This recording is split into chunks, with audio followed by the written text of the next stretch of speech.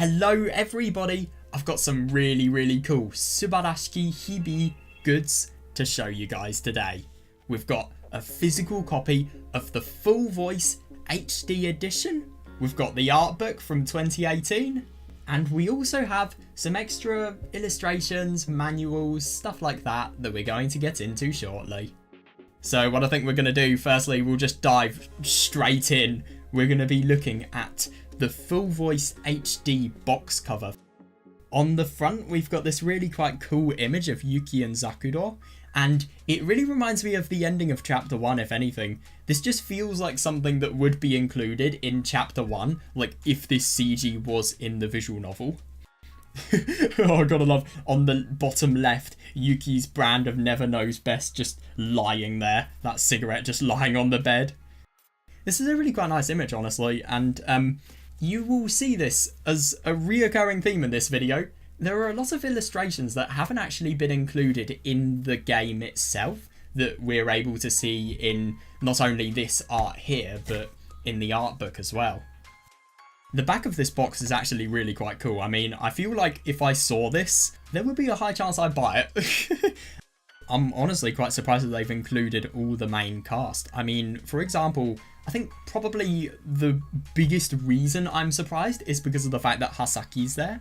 I mean, I just kind of feel like a lot of the moments in Down the Rabbit Hole 2 would be a little less surprising if you already knew that Takuji had a sister. But anyway, we've got not only the names of all of the main cast, but we've got their voice actors as well. Got some really quite cool CGs there. I think, oh my god, we've even got the one where Kimika has the scales. That's hilarious. But I think my favourite CG is probably Yuki with the piano. Gotta love on the bottom as well, they've got loads of PC specs that are required to run the DVD. We've also got a little blurb of the story, which, funnily enough, only summarises the events that happen in chapter 1. And we also have, just in general, text that's aimed to make the reader as excited as possible before reading. Now, I've tried to give a translation. If you want to read the translation, I'd recommend pausing the video now.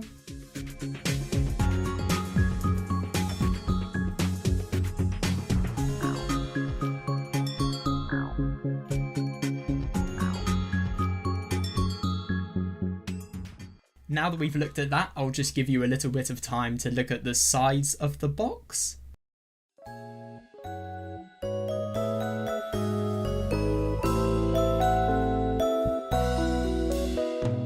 Right, let's open this bad boy. Here we go. On the left hand side, we've got this really quite cool, I don't know, like a sleeve for the manual that you can just then take out. We've got a picture of, I don't know, it looks like a heron.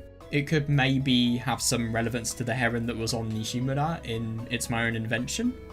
It feels like this artwork is really quite ambiguous, but it looks really nice, honestly.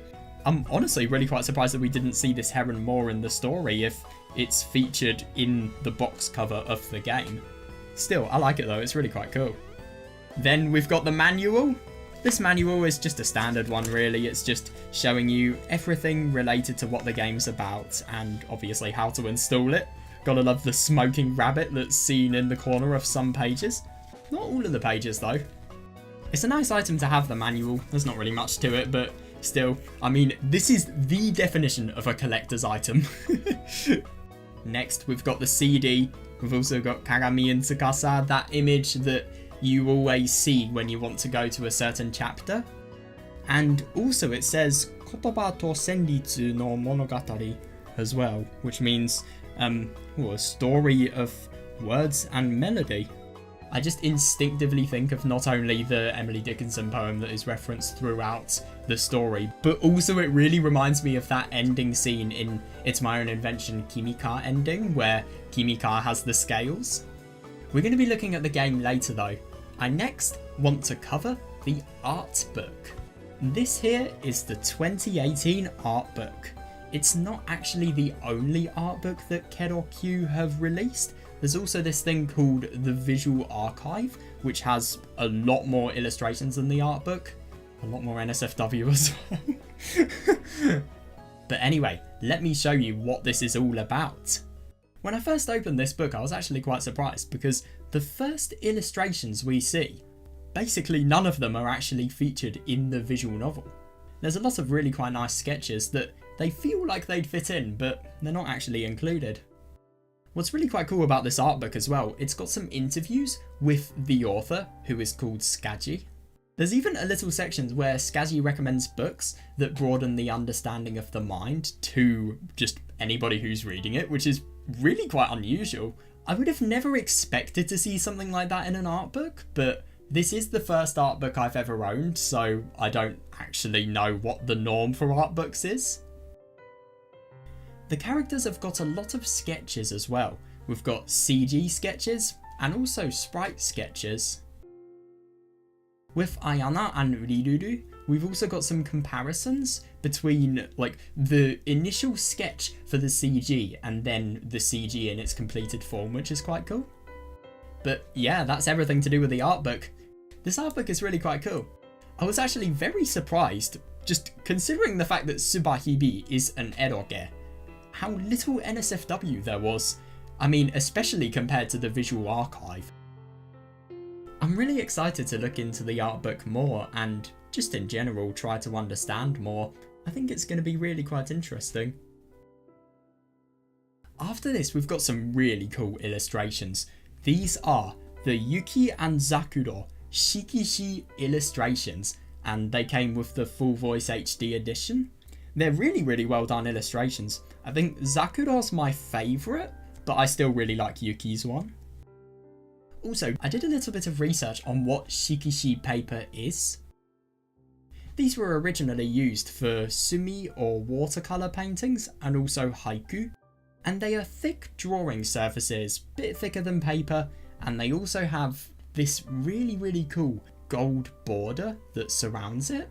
That's all they really are, but they still look really cool. I'm putting those up on my wall the second I can. Right, okay, we've looked at everything physical now, so let's boot the game up. Let's get the external CD drive. Now we've got to install it. Remember, if you were installing this, use a Japanese locale emulator. It literally doesn't work if you don't.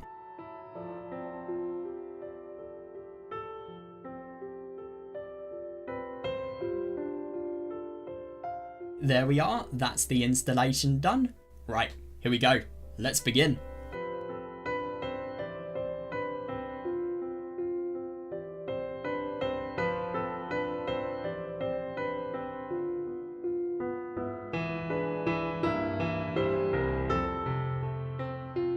So upon entering the game, I think this is familiar.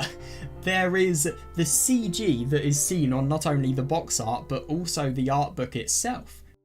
There's also some really quite pleasant music that I've never really heard in Subarashiki Hibi before.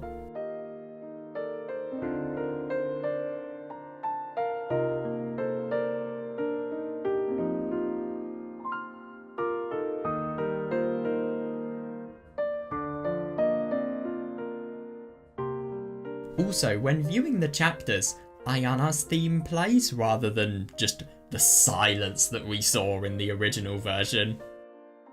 There's lots of different menus. For example, we've got the save and load menu, they look a bit different. The CG menu looks so much cooler with the background from chapter 7. And we've also got the H-scene menu. It's a bit different, but not really that different. What I also love, which we didn't actually get in the original version that I played, a menu for the music. I mean, how cool is that? There's also a config menu, and it looks really similar to the one you can see in Tsui no Sora's remake. I like the original menu, but I think I prefer this one a bit more. I then skipped through the main content of the story. It didn't really look like anything changed. I suppose the only thing that's different is rather than having a feather on the text box, we have the crown that's present on the Kitahai uniform for the girls. It's really quite visible in the backlog and also when the text fills the screen. The crown even says wonderful every day below it, it's quite cool. I still kind of prefer the feather though, if I'm going to be honest. Also, the text box now includes buttons for processes that we could do while reading the visual novel, like for example saving, loading, going on auto mode. You can also get these processes by right clicking, and they've even redesigned the menu for this. I'll tell you what I absolutely love, the addition of the quick save and quick load button. They are genuine legends for adding that. There's a bit more censoring because there are a few mosaics, but there's still barely any censoring, to be honest. I was actually really quite surprised to see certain looking glass insects CG not removed. It was still there, which I was not expecting at all, if I'm going to be honest. The main way this differs to the original is after finishing the Chapter 7 Hill of Sunflowers ending, you can read Knocking on Heaven's Door. And Knocking on Heaven's Door is a little bit of an extra chapter.